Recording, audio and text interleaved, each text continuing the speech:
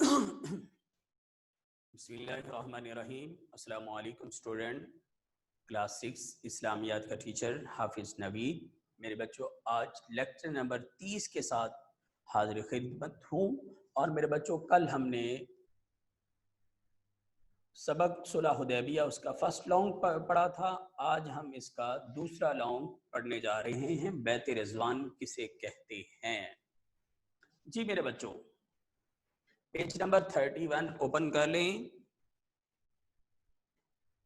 بیت پختہ ترین وعدے کو کہتے ہیں۔ بیت کسے کہتے ہیں؟ ایسے عہد پیمان کو کہتے ہیں جو پکا ہو، اور رضوان کے معنی ہے رضامندی، یعنی راضی ہو جانا، خوش ہو جانا، یعنی ایسا پختہ وعدہ جسے دیکھ کر اللہ تعالیٰ وعدہ کرنے والوں سے راضی ہو گیا ہو۔ ایسا پختہ وعدہ جسے دیکھ کر اللہ تعالیٰ وعدہ کرنے والوں سے خوش ہو جائے، راضی ہو جائے، ایسے وعدے کو بیت رضوان کہا جاتا ہے۔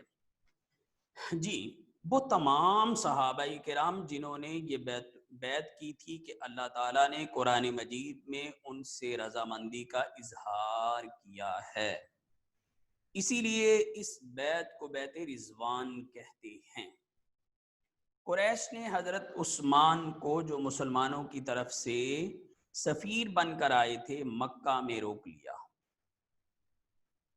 اور دوسری طرف مسلمانوں میں یہ افواہ پھیل گئی، یہ خبر عام ہو گئی کہ حضرت عثمان کو شہید کر دیا گیا ہے۔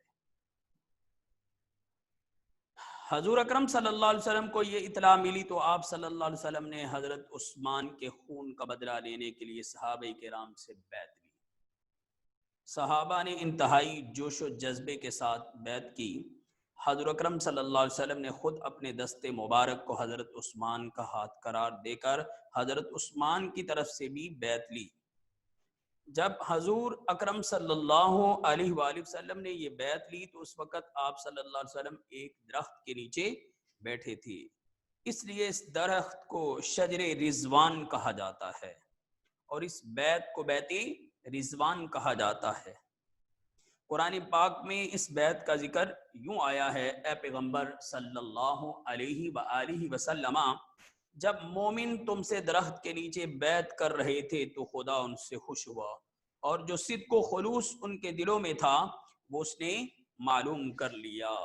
تو میرے بچوں، یہ ایک لانگ کویسچن آج ہم نے پڑھا، تو کل تک کے لیے میرے بچوں اللہ حافظ، السلام علیکم ورحمۃ اللہ۔